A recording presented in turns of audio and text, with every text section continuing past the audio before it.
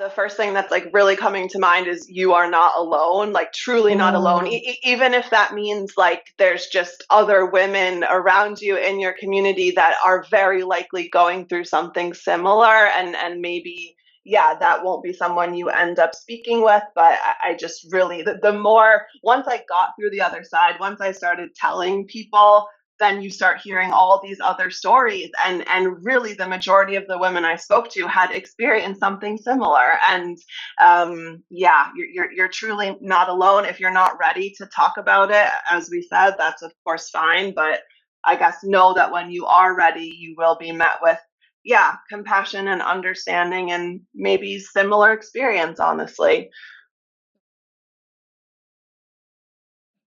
well, welcome, Krista. Thank you so much for joining the Darren Well podcast. I'm so excited for you to share more about your journey of walking through pregnancy loss. And I hope our listeners walk away with kind of some wisdom and ways to kind of understand how to just ground themselves in the truth of the season that they're in and identify like just the loss of it. And so, but also finding ways to recover with empowerment and strength and courage and grace. So yeah. So Krista, again, welcome to the podcast. Do you mind to give us a brief bio to share more about your background before we go into your story? Yeah, of course, Rita. Thank you so much. I'm really excited to be here. I'm Krista Casey. I'm originally from New York City, but I've actually been living in Berlin, Germany for the past 7 years. So I'm living abroad as an expat.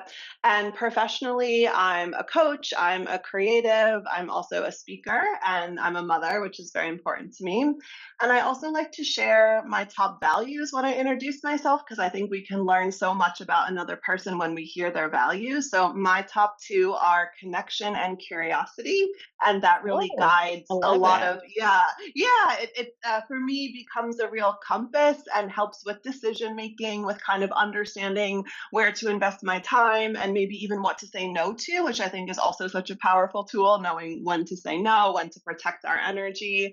And yeah, I would just share a little bit about my coaching practice. I'm very fortunate to work with creatives and entrepreneurs and expats, but I've actually developed a specialized focus in coaching highly sensitive people.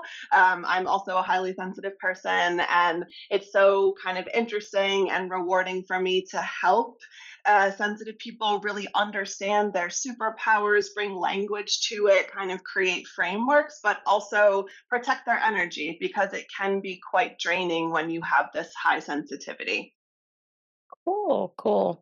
So I guess really quick question before you jump into your story. So highly sensitive people, is that like empath? Like what does that mean? Yeah, yeah. So it's actually a trait. It exists in over 100 species, and there are, four characteristics that are talked about as part of a highly sensitive person. The first is depth of processing. The second is overstimulation. The third is high levels of empathy, as you mentioned, and then the fourth is this sensitivity to subtlety. So I heard someone the other day describe it as a trait, not a state. It's not something you can change. It's core to who you are, and it's really interesting for me to help people realize how interesting and powerful it can be. Wow, wow. Cool. Well, I hope to hear more about that as well. Yeah. So sweet. Thank you for sharing. So I would love for you to walk through just the brief piece of your story when you think about the miscarriage, when you think about pregnancy loss, and just how that felt for you. And yeah, I guess just some of the messy middle before we kind of jump into what was the mindset? How did you recover? How did you heal? But yeah, walk Yeah. us through that a little bit. Yeah, so when I was reflecting on that journey, and honestly, the journey into parenthood for me even started a bit further back, with me trying to understand if parenthood was the right path for me. And I feel like that's also not really talked about. I felt very kind of lonely and isolated. I think there's this expectation, you're a woman of a certain age, you should have children. But I wanted to take that decision for myself, being informed and understanding if it was the right fit for me. And then the second piece of that story was, once I took the decision that I did want to be a parent, I was met with two miscarriages, which I think those two in combination is hard, because there's already shame and guilt around miscarriage. And I had been questioning, is parenting right for me? Then I'm kind of layering on top all of these other feelings and maybe blame on myself. And I did also feel, yeah, quite a bit of isolation. I think miscarriage, infertility, these topics are kind of hidden behind a curtain a lot of the time. I don't feel them being talked about openly. That's something that I am really interested to change and to shift. And because I was living as an expat, and it was actually also the COVID pandemic, the layers of isolation were like really thick for me. I felt, I mean, I have my husband, who's a wonderful partner, but I do think you need more than that. You need community, you need deep friendships, you need other spaces where you can go and process these things. And that was really a big learning for me, kind of coming through that. How do I build my community? What does it look like for me? And how to, then when I went on to have a healthy pregnancy, I still wanted that support and community around me, of course, because it's such a big life change. Yeah, yeah. Thank you for sharing that. So, shame and isolation. As you think about the loss, like how long did you walk through that season? Was it like a year, especially dealing with the two miscarriages, I think you said. And so, how Yeah. long was that process of walking through that? Yeah, I would say a year for sure because they happened about 6 months apart from each other. So already that's, taking up half a year. And then coming out of the second one and not knowing what's causing them, you have this fear to move forward. You start to maybe read into things, try to understand, like, is this somehow not my path? Well, what is this?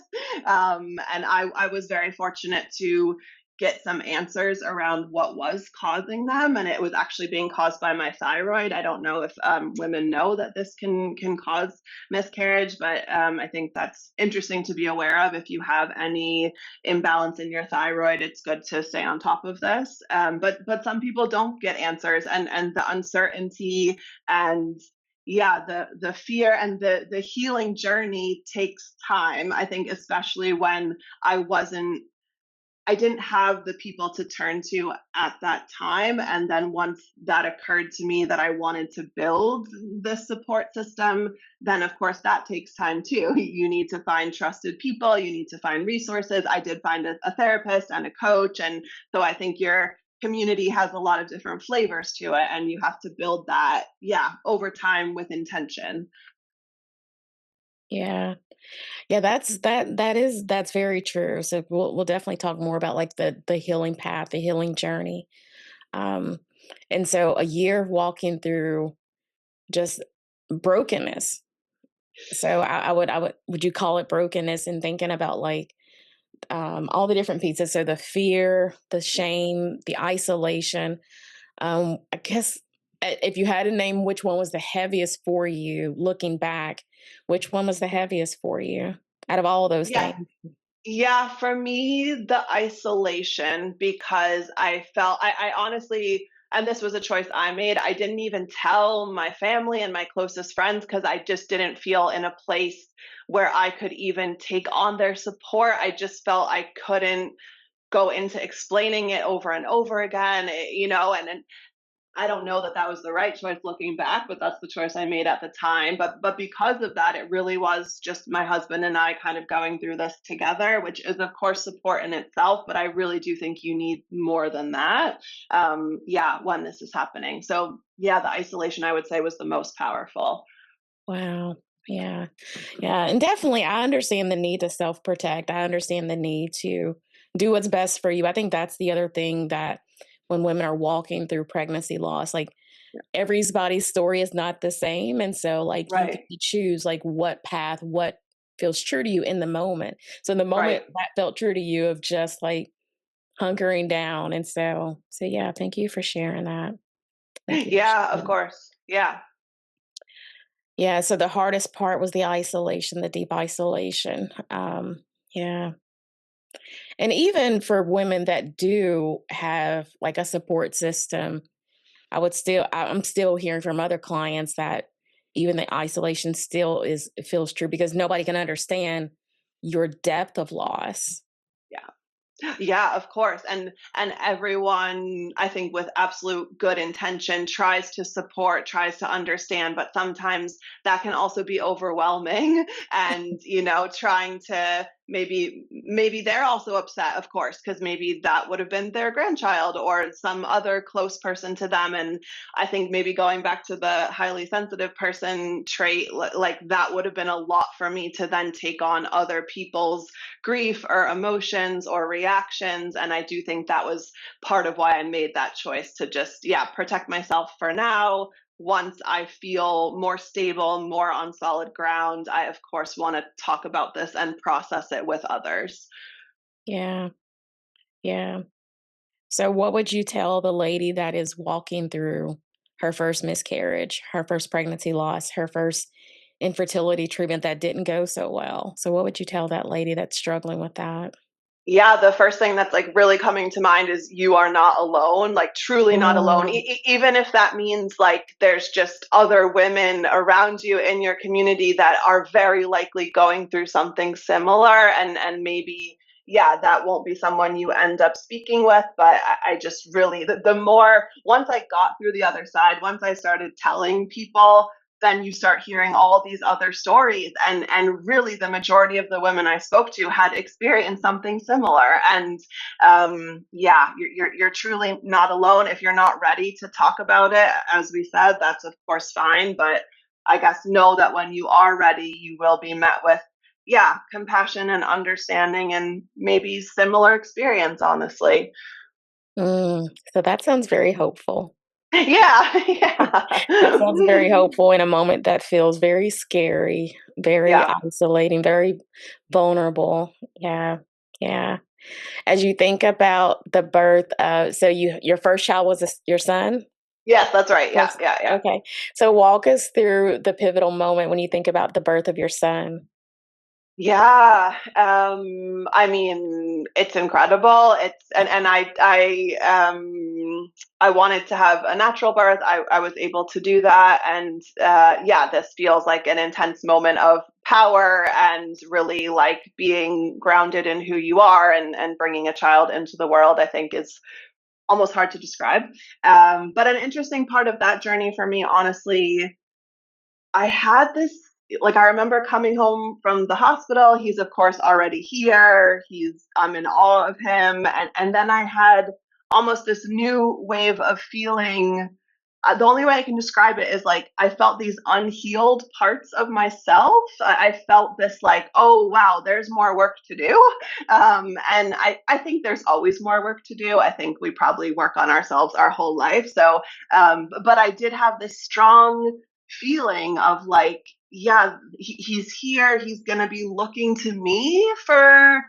I do think our children look for us to almost become a person, see how we talk, our body language, how we feel, emotions, everything. And so I felt, okay, I have again work to do, and that for me did look like intensive coaching and some therapy as well, just to yeah, learn more about myself, understand myself, also go back to some parts of my childhood that I wanted to work through and understand better. And I'm very grateful for that because I think that has helped me show up in a very yeah grounded way with him.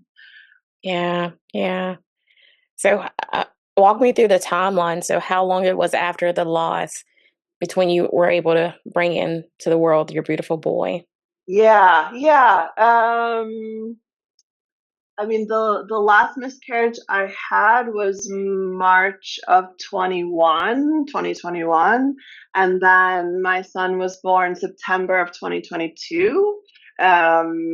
So yeah, the things, once I got this diagnosis with my thyroid and I was then medicated to correct that, then things got onto, I didn't have any miscarriages after that, and things were on a much better path.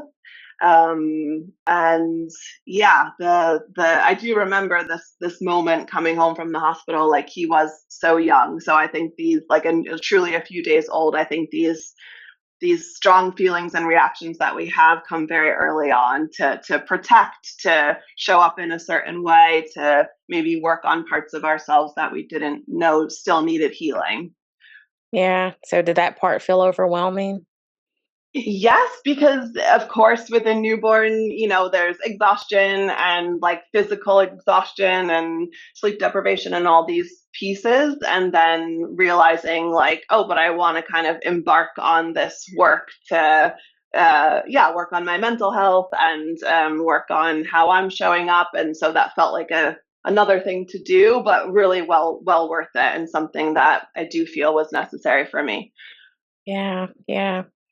When you think about mindset change, like how did you have to, and I guess let me back up a little bit too. So do you feel like that moment when you had that, I guess, connection or maybe disconnection with your son and those all those feelings, was it more of like postpartum, or was it just like, hey, this is motherhood and oh my God, this is what I was excited for and wanted, and now I'm like, oh my God, this is overwhelming. So I didn't know if it was more postpartum that you had to walk through or Yeah, I don't think it was, okay. because I think, and when I speak to women who have experienced postpartum, it sounds much more overwhelming than what I experienced. I think the best way I can describe my situation was, of course, there was this overstimulation because there's a new person here. He's so little. He so needs all of this like protection and nurturing.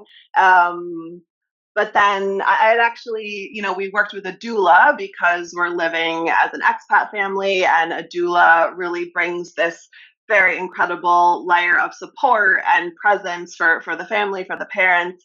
And the doula had said to me when I was pregnant that the parent has this incredible ability to regulate the nervous system of their child just in proximity to the child, like putting the newborn here. If you are regulated, if you're breathing, if you're like grounded, you will be able to regulate them.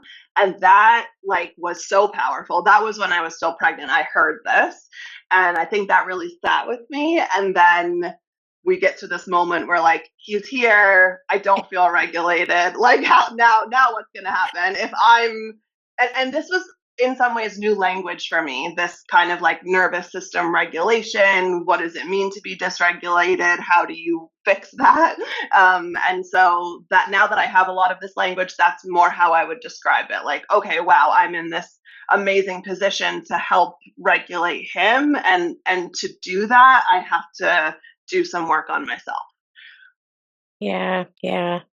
And I don't know if you feel comfortable to go into like a little bit of like what nervous system dysregulation feels like. So, yes, all the emotions are all over the place, but like, what do we notice in our body? So, again, thinking about the woman that is feeling, dealing with a loss or dealing with being a new mom, either Yeah. or. But so yeah, how do they know like what that nervous system dysregulation is, and how do they?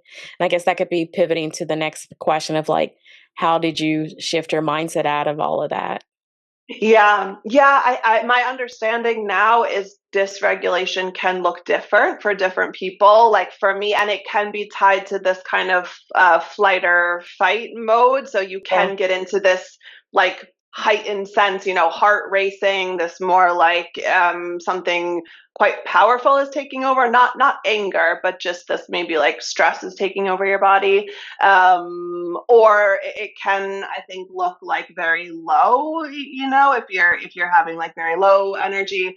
For me, I would describe it as like this overstimulation, this like heightened sense of, I haven't slept, he's crying, I feel as though I can't kind of find a balance. And that would, like, I do remember sometimes I can only really describe it as frustration, like feeling this intense frustration rise up in me, and then having to, like, sometimes I would just lay down on the floor and I just really felt like I had to connect with the ground and I had to like, yeah, almost like reset my body connected to the ground. So I think it can show up different ways, but it does not feel like balance. It does not feel like equilibrium. And yeah, for me, coaching was huge in this, and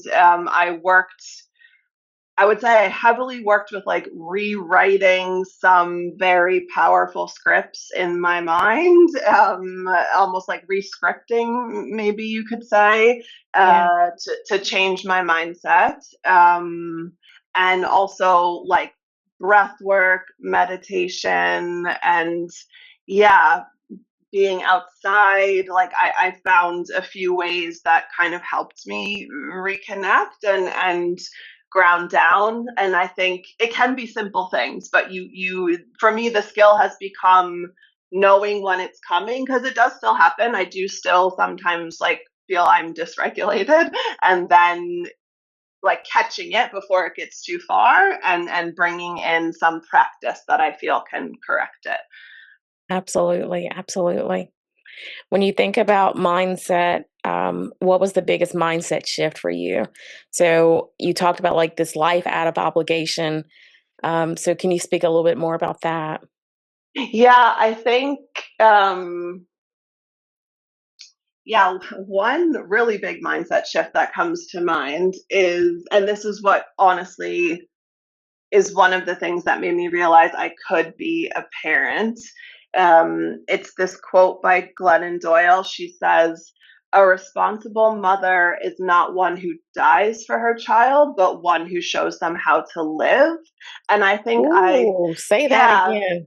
yeah. A responsible mother is not one who dies for their child, but one who shows them how to fully live. And that I read that before I even Wow. was pregnant, and that was so powerful for me because I didn't have a lot of role models from parents who I felt were still pursuing their dreams, and I felt were still yeah, making choices for themselves. And that when I read that, I thought, okay, wow, this whole idea that the child really looks to us to see how to live. If we live authentically, pursue what's true for us, continue to pursue our dreams, we're going to show them how to fully live. And that's been such a big thing that I've brought into parenting.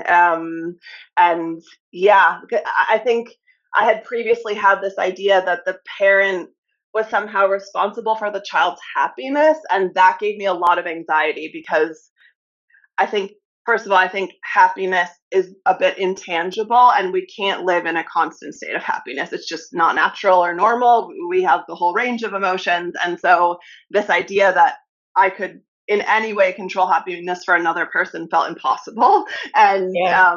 then when I realized, like, oh, that's not the goal, that, the intention for every human is to feel all the emotions, and the parent models how to feel the emotions, all of them, the whole spectrum, and the child sees that and then learns these skills and how to navigate this. That felt like that's something I could do. That's something I felt I could navigate. Yeah. So giving yourself permission to be imperfectly perfect. Yes, Yeah. exactly. That's it. Yes. Yeah, yeah. That's beautiful. That's beautiful. And as you said earlier, like this journey of like living, we're always learning, we're always growing, we're always seeking to be curious and understanding like ourselves and hoping to be better today than we were yesterday. So yeah. Yeah, the obligation, I think that's just true for us as women so much. I don't know why. Maybe because we're naturally created to be nurturers as women. As you said, to feel all the whole range of emotions. But yeah, pulling out of the obligation and just this need to make everyone happy, including this little human. But just understanding that just us modeling is enough. I love that quote. I love that quote that you said earlier. That's really powerful. Yeah. So, as we start to wrap up, any last words of wisdom or nuggets that you would like to share with listeners? I don't know if you have time to share just a little bit about like the connection of the life design. Yeah, and how absolutely. Yeah, that can be yeah. helpful with mindset shifts and kind of connecting to your true self and your purpose. So you talked about at the top of the session of just kind of like this, okay, am I supposed to be a mom and going through the loss? Like, and so thinking about life design, like how does that intersect and understanding like who you really are and who you're called to be and your values and how you can show up truly and fully and freely as yourself. Yeah.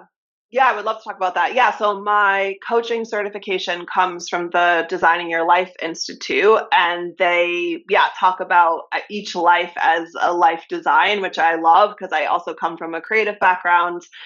And I went through their whole program before I even went into their coaching school because I actually went through a big career transition after becoming a parent. And what I love about the approach of life design is you get all of these insights and data on yourself. So you're like learning your values or defining your values is one piece. And I can highly recommend that for anyone who's interested because when we have to make these big decisions, maybe someone is trying to understand if they want to be a parent. We really need this language about ourselves in order to help sort through those questions and make those decisions. But some of the other tools that are part of the life design program, one of them is called a work view, and it's basically defining, I use this with my clients a lot, defining like why do we work? It seems like an obvious question, and of course we all work for financial stability, but we rarely take the time to dig below that and to understand like what kind of joy do we get from working? Is it problem solving, collaboration, creating? If we don't know those things, it's hard to find work that is aligned with our purpose because we haven't like defined it for ourselves. And I do see a lot of people who are unfulfilled in their jobs, in their career. They haven't answered some of these questions because often we're not asked these questions. I was not asked those questions in any of my schooling or university. So yeah, I would describe life design as really like getting these fundamental insights about yourself so that you can take decisions that are aligned with who you are and what you want out of life. That's good. That's good. Thank you for sharing that. Any additional words of wisdom for any woman that's again walking through pregnancy loss, especially as an expat, but just also even as wherever they find themselves in the states or outside the states. So yeah, how any words of wisdom? Yeah, yeah, I think I guess as with any loss or hardship, there is a path through, and I think taking your time, not feeling rushed, not feeling like you should somehow be on the other side of this, like whatever your journey looks like, that's the right journey for you. And I can really recommend seeking out support, whatever, yeah, comfort level you have with that. Maybe talking to someone that's close to you doesn't feel right because the relationship is, too entangled. Maybe you would want to seek support in someone else or a third party. But yeah, I do think we process so much by talking about it, by having others see us and hear us, and I can only recommend that. Yeah. Yeah, yeah. So the power of community to help to heal. Absolutely. Yeah. And that I must say, like, if I were to go through this again, I would certainly not, wait until 12 weeks to tell people I was pregnant. Like I would early on tell people. That's a choice for me. But having been gone through what I went through, like I would be interested to share more sooner so that I could have the support of those that I trust and not feel this isolation that was so powerful for me. Thank you. Thank you. Yeah, thank you for sharing the different pieces that you use to heal yourself. And so, community, therapy, coaching. Was there other things that you used? Yeah, I would say that part of the like defining my values, going through these like life design exercises also just gave me so much information about myself, which I do think is part of our healing process. Absolutely. Absolutely. Well, I'm glad you have a beautiful baby boy. How old is your Thank boy you. now? Yeah, he's almost 3, which is crazy. Yay. Yeah. Beautiful, beautiful baby boy. So I'm sure he's going through the crazy, terrible 2 stage and tons Yes, of yes. energy. Yes, yes, it's such a funny time because 'cause they're so hilarious, and, like, they one minute they have you laughing, and then the next minute they're having a tantrum, so it's quite a roller coaster, but yeah, very, very interesting. Yeah, full meltdowns. Yeah, I remember those stages. Absolutely. Yeah. So, Krista, again, thank you so much for joining. Thank you so much for sharing your heart, sharing your journey. I think that's the other pieces that I love when clients are, when guests are jumping on to share. Is so sharing your heart, sharing your journey, so people can find how do I walk through this, and so they feel less alone. So, how can if someone wants to get like connected with you for coaching, Yeah. for just connecting with hearing more about your story, or just wanting to know like what are the resources can I use to go through this and heal. So yeah, what are ways that people can connect with you? Yeah, absolutely. Yeah, my coaching website, which is KristaCaseyCoaching.com, and I always offer like a free introduction call. You know, I love to meet and hear other people's stories, see if we could be a fit to work together. I'm also very active on LinkedIn, Krista Casey, and yeah, I share a lot of kind of resources there, other podcasts that are resonating with me. So that would be a great place to connect. Sweet. Awesome. Awesome. Well, awesome. Well, thank you so much. Again, thank you so much for joining and sharing your heart. I appreciate it. Yeah, thank you so much for your time. I really enjoyed our conversation. Awesome. All right, listeners, I hope you have a beautiful day. Keep living, loving, and daring well. Take care. God bless.